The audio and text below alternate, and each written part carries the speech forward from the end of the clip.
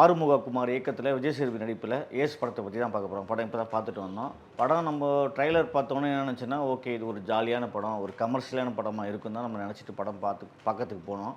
படம் பார்க்குறப்போ நமக்கு என்ன தோணுச்சுன்னா, அட சாமி இந்த படத்துக்கு ஏன்டாவா வந்தோம் அப்படின்னு தோணுச்சு. ஏன்னா இவங்க எடுத்த படமே வந்து டைம் பாஸுக்கு எடுத்து வச்சுருக்காங்க இந்த படத்தை. ஆனால் ஃபஸ்ட்டு ஆரம்ப சீன்லேருந்து கடைசி கிளைமேக்ஸை முடிக்கிறவரையும் இவங்க பண்ண கூத்து இருக்குது. அடடா சாமி, இரநூறுவா கொடுத்துட்டு உண்மையிலே ஒரு ஜாலியாக தான் இருந்தது. இந்த மாதிரி படம்லாம் பார்க்குறப்ப நமக்கே காமெடியாக இருக்கும். என்னென்னா எங்கடா போகுது இந்த கதை, என்னடா பண்ணுறீங்க அப்படின்லாம் நமக்கு தோணும் இல்லையா ஜாலியாக படம் பார்க்குறப்போ.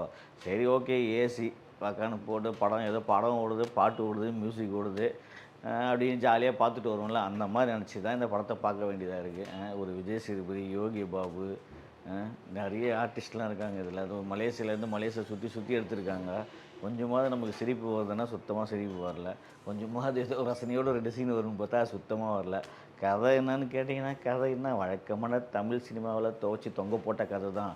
என்ன லவ்வு, இவர் ஊர்லேருந்து வருவார், இவர் யாருன்னே கடைசி கிளைமேக்ஸ் சொல்லி இவர் யாருன்னே தெரியாது. கடைசி கூட கிளைமேக்ஸில் கேட்பாங்க யாரா நீ அப்படின்னு, நம்மளும் கேட்போம் இல்லையா. விஜய் சேதுபதி முதல்ல யார் அவர், திடீர்னு வராரு, யோகி பாபு கூட்டிகிட்டு போகிறாரு. அங்கே பார்த்தோன்னா அங்கே ஒரு லவ்வுக்கு ஒரு பிரச்சனை, இப்போ ஒரு ஃப்ரெண்டுக்கு ஒரு பிரச்சனை, அது கொள்ளையடிக்க பேங்க்குக்கு போகிறாரு, திருப்பி கொள்ளையடிச்சு கொண்டு வராரு. அதை எப்படி போலீஸ்கிட்ட தப்பிக்கிறாரு, எப்படி லவர் பிரச்சனை தீர்த்தாரு, ஃப்ரெண்டு பிரச்சனை தீர்த்தாரு, இதுலேருந்து எப்படி தப்பிச்சாரு. அது பக்கத்தில் ஒரு வில்லன், அவன் ஏதோ கேஷ்னோ ராயல் மாதிரி அங்கே போய் ஜூஸ் எல்லாம் அடிக்கின்னு ஸ்வீட் ஆடிக்கிட்டு, அதனால் அங்கே ஒரு காமெடி செம கூத்துறது. இப்படியெல்லாம் சேர்த்து வச்சு இந்த படத்தை ஒரு 2.5 மணி நேரம் படத்தை நம்மளுக்கு துவச்சி தொங்க போட்டிருக்காங்க. பொதுவாகவே வந்து விஜய் சேதுபதி படம்னா கொஞ்சமாவது ஏதாவது ஒரு பாட்டு நல்லாயிருக்கும், ஒரு காமெடி நல்லாயிருக்கும், ஒரு ரசனையோடு 2 சீன் இருக்குன்னு பார்க்கலாம். இந்த படம் ஆரம்பித்ததுலேருந்து முடிக்கிற வரையும் ஒரு சீன் கூட உருப்படியாக அவங்க பண்ணல. ஏதோ ஜாலியாக மலேசியா போகிறேன், ஜாலியாக வாங்க 4 பேர் கூட்டிகிட்டு போயிட்டு சுற்றி பார்க்கலாம் சொல்லி எப்படி சுற்றி பார்ப்போம் நம்ம, அந்த மாதிரி சுற்றி பார்த்த படம் தான் இது. முழுக்க கொஞ்சம் கூட ஒரு படமாக இதை பார்க்காம நம்ம ஏதோ சரி நம்மளும் மலேசியா போனோம், இப்போ விஜய் சேதுபதி கூட நம்ம மலேசியா போயிட்டோம், யோகி பாபு கூட நம்ம போயிட்டோம், நம்ம எப்படி ஜாலியாக பேசி டே அங்கே வாடா, டே இங்கே போடா, டே இங்கே பேங்க்கு போடுறா, டே இங்கே போடுறா, கடல் போடுறா, இங்கே போடுறா, பீச்சு போடுறான்னு சொல்லலாம். அதே மாதிரி விஜய் சேதுபதியும் யோகி பாபுவும் வளன்னு பேசி நம்மளை 2.5 மணி நேரம் அப்படியே கடுப்பேற்றி கொஞ்சம் பார்க்க வச்சுருக்காங்க.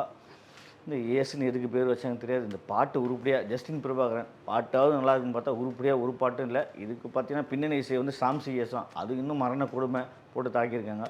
கேமரா ஒர்க்கு தான் இதில் கொஞ்சமாவது சொல்கிற மாதிரி இருக்குது. மற்றபடி விஜய் சேதுபதி நடிச்சிருக்காருன்னு சொன்னால் சத்தியமாக என்ன நம்மளால் நம்ப முடியாதுப்பா. அவர் ஏதோ சும்மா வாக்கிங் போயிட்டு வந்திருக்காரு. அவர் நடையும் உடையும் ஐயோ சாமி, இந்த ஆறுமுகக்குமார் ஒரு ஃப்ரெண்டாக இருக்கலாம், அதுக்காக கொஞ்சமாவது மெனக்கட்டு ஒரு சின்ன ஸ்க்ரீன் ப்ளே ஒரு சின்ன ஒரு ஜாலியாக பண்ணலான்னு பார்த்துறேன். இவங்க தான் சொல்லிட்டுனேன், கதையே இவ்வளோ தான். இந்த படத்தில் உண்மையிலே கொஞ்சம் கண்ணுக்கு குளிர்ச்சியாக பார்க்குற மாதிரினா இந்த படத்தோட கதாநாயகி தான் சொல்லணும். ருக்மணி வசந்தா உண்மையிலே ரொம்ப நல்லா இருக்காங்க. ரொம்ப அழகாக க்யூட்டாக அவங்க நடை உடை அந்த ஸ்டைலு பார்க்குறது இதெல்லாம் ரொம்ப நல்லா இருந்தது. அது இன்னும் விஜய் சேதுபதிக்கும் அந்த அம்மாவுக்கும் கொஞ்சம் கூட கெமிஸ்ட்ரி ஒட்டாகல. லவ் சீன்லேயும் ஒட்ட மாட்டேன்றாங்க, ஒரு எமோஷனல் சீன்லேயும் ஓட்ட மாட்டேன்றாங்க. அது ஏதோ ஏனோ தானவோ அந்த அம்மா முதல்லேருந்தே டச் பண்ணாத அளவுக்கே அப்படி நடந்துருது. ஆரம்பத்திலே மோதுவாங்க, அந்த ஆரம்பம் மோதுலேருந்து லவ் சீன் வருது, அவர் அக்பன்னு கேட்குறாரு, அப்போடு வேணான்ட்டு போகிறாங்க. அது என்ன நினச்சின்னு அந்த அம்மா பண்ணாங்கன்னு தெரியல. ஆனால் அவங்களுக்குள்ள ஒரு கெமிஸ்ட்ரி ஏதாவது ஒர்க் அவுட் ஆகுன்னு பார்த்தா சுத்தமாக ஒர்க் அவுட் ஆகலை. அது விஜய் சேதுபதி பிடிக்கலையா இல்லை டைரக்டர் இது மாதிரிலாம் பண்ணுமான்னு சொன்னாரான்னு தெரியல நமக்கு.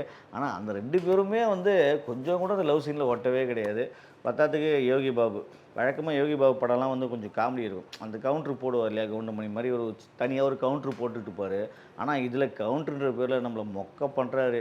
இல்லைங்கிட்ட போய் போட்டு கொடுக்குறதாகட்டும், திருப்பி இங்கே வந்து போட்டு கொடுக்குறதாகட்டும், திருப்பி அங்கே போய் போட்டு கொடுக்குறதாகட்டும், அப்புறம் நண்பண்டான்னு சொல்கிறதாகட்டும், இதெல்லாம் சுத்தமாக நமக்கு ஒர்க் அவுட் ஆகலை. அதில் வேஸ்ட்டு வீணடிச்சிருக்காங்க யோகி பாபை. பத்தாத்துக்கு வந்து இன்னும் நம்ம யோகி பாபு லவ் பண்ணுற மாதிரி ஒரு அம்மா அம்மனி வராங்க.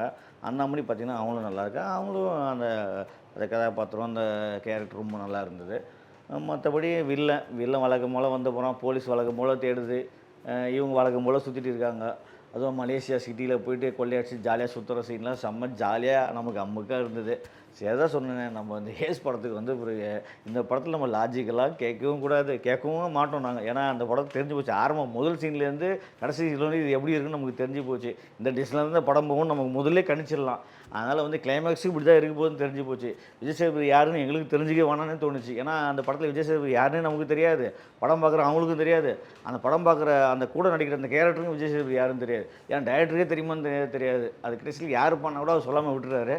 அதனால் செகண்ட் படத்துக்கு ஏதாவது லீடு கொடுத்துட்டாரா, அது அவர் நினச்சாருன்னு தெரியாது. ஆனால் நாங்கள் விஜய் சேதுபதி யாருன்னு கேட்க தோணல, எங்களுக்கும் விஜய் சேதுபதி யாருன்னு தெரிஞ்சுக்க வேணாம், முதல்ல படத்தை விட்டால் போதுன்னு ஓடி வந்துட்டோம். மொத்தத்தில் இந்த படத்தை பற்றி இதுக்கு மேலே பேசினா நமக்கு வந்து பொங்கிடுவேன் அதுக்கப்புறம். அதனால் ஏஸ் படம் ரொம்ப ரொம்ப சுமாரான படம் நம்ம பார்த்ததுலே. ஏன்னா மகாராஜா இப்போ தான் பார்த்தோம், ஒரு நல்ல படம். அதுக்கப்புறம் இந்த படம் பார்க்குறப்ப நமக்கு சிரிக்க தோணுது, ஊந்து சிரிக்க தோணுது, இந்த மாதிரி படம்லாம் கூட வருதாடா அப்படின்னு. ஆனால் உங்களுக்கு மனதைரியம் தான் இந்த படத்தை போய் பாருங்கள். இந்த வீடியோ உங்களுக்கு பிடிச்சிருந்தா லைக் பண்ணுங்கள், கமெண்ட் பண்ணுங்கள், ஷேர் பண்ணுங்கள், சப்ஸ்கிரைப் பண்ணுங்கள்.